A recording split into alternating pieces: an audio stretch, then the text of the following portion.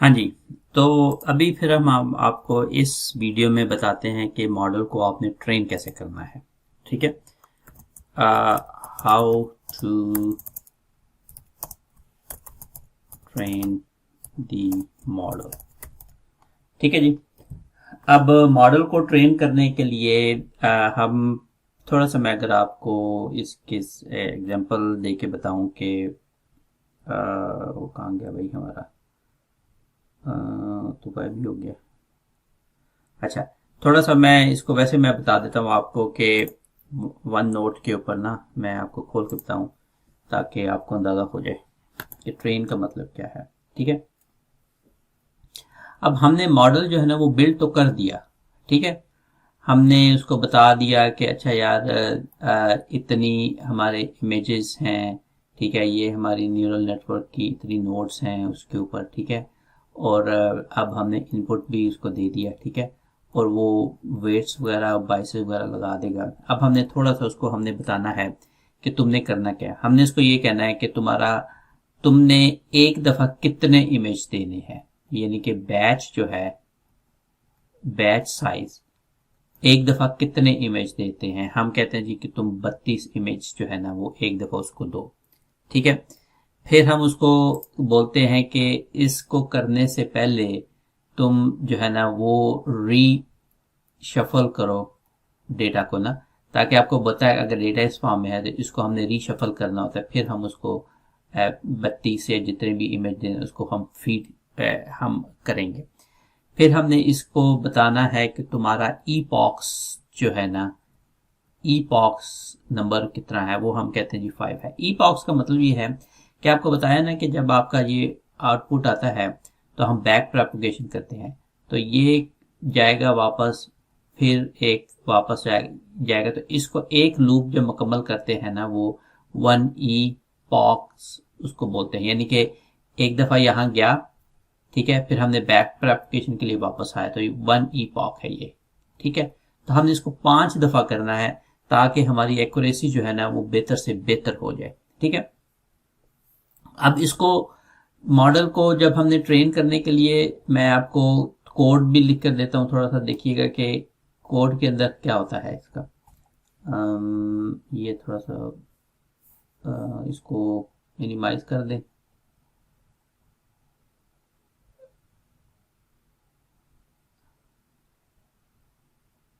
ठीक है जी।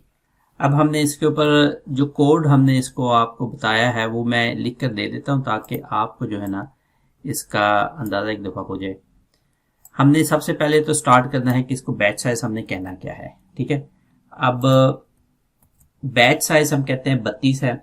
ठीक है। 32 ट्रेन डेटा साइज, जो ट्रेनिंग वाला जो मॉडल जो हमारे पास 60,000 इमेज है ट्रेनिंग वाले, उसमें से हम उसको जो है ना वो रिपीट करते हैं, शफल करते हैं।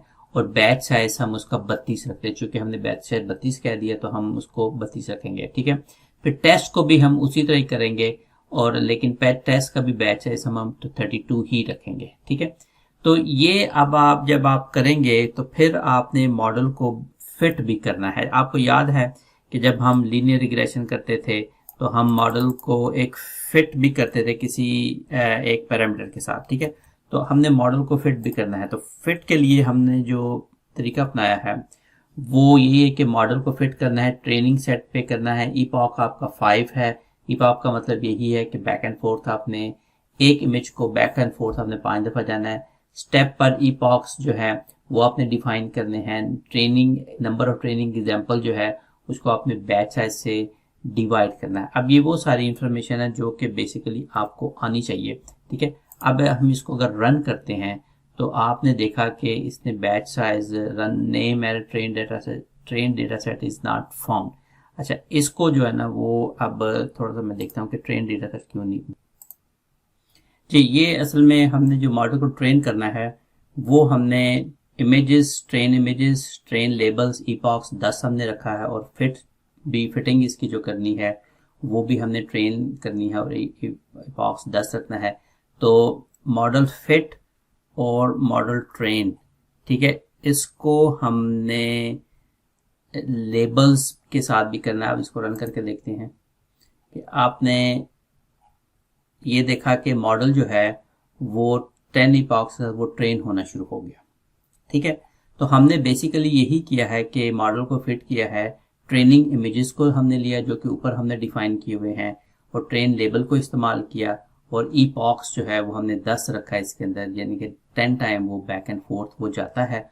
और आप ये देखें कि वो अब इसकी मॉडल जो है ना अब ट्रेन हो रहा है, और आपकी एक्यूरेसी जो है ना इस साइड पे आप देखें कि एक्यूरेसी पहले 82 थी, 86, 87, 88, 89, 90, 90, 90, 91, 91, तो एक्यूरेसी जो है ना वो आपकी इम्प्रूव हो रही है, और ये मॉडल ट्रेन हो रहा है। इसका मतलब ये है कि अब आप डिफरेंट 32 के बैचेस आप उसको दे रहे हैं, हर इमेज जो है ना वो 10 दफ़ा एवेल्युएट हो रहा है और मॉडल ट्रेन हो रहा है, और यहाँ पर उसका लॉस भी कैलकुलेट हो रहा है।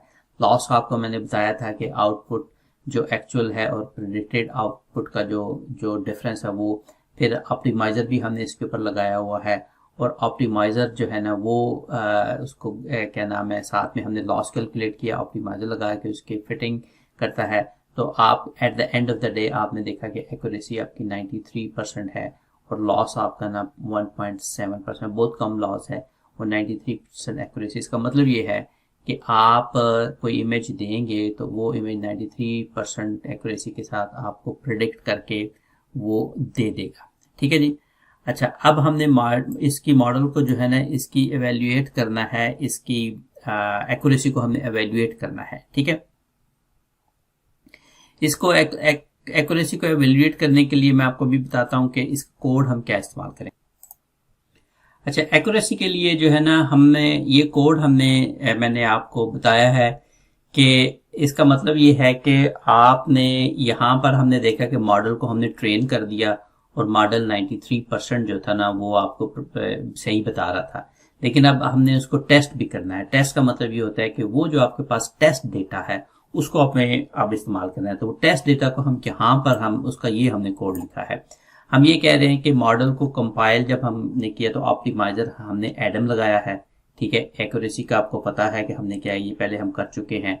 ठीक है, हमने उसकी जो टेस्ट इमेजेस, जो test loss, test accuracy equals model dot evaluate test images, ठीक है, और टेस्ट लेबल, वो जो पहले हमने ट्रेन के साथ किया था अब हमने टेस्ट के साथ करना है। ठीक है, और फिर हमने उसकी एक्यूरेसी भी प्रिंट कर दी है, और उसकी प्रोबेबिलिटी भी हमने प्रिंट कर दी है। ठीक है, और प्रेडिक्शन जो है ना वो भी अब आपने उसकी लगानी है कि जो टेस्ट की प्रेडिक्शन वो क्या है। इस सारे कोड को आप समझने के लिए आपको हर एक चीज को आहिस्ता आहिस्ता ये चीज समझनी पड़ेगी। ठीक है, कि एवेल्युएट द एक्यूरेसी कैसे करनी है। आपके पास ऑलरेडी मॉडल बना हुआ है, वो ट्रेन किया हुआ है, अब आपने टेस्ट डेटा इस्तेमाल करना है। टेस्ट डेटा फीड करने का ये तरीका है, ये जो लाइन है ये टेस्ट डेटा दे रही है। ठीक है, फिर आपने उसकी एक्यूरेसी को प्रिंट कर दें। ठीक है, टेस्ट एक्यूरेसी को प्रिंट करें, फिर आपने उसकी प्रोबेबिलिटी जो है वो कैलकुलेट करनी है।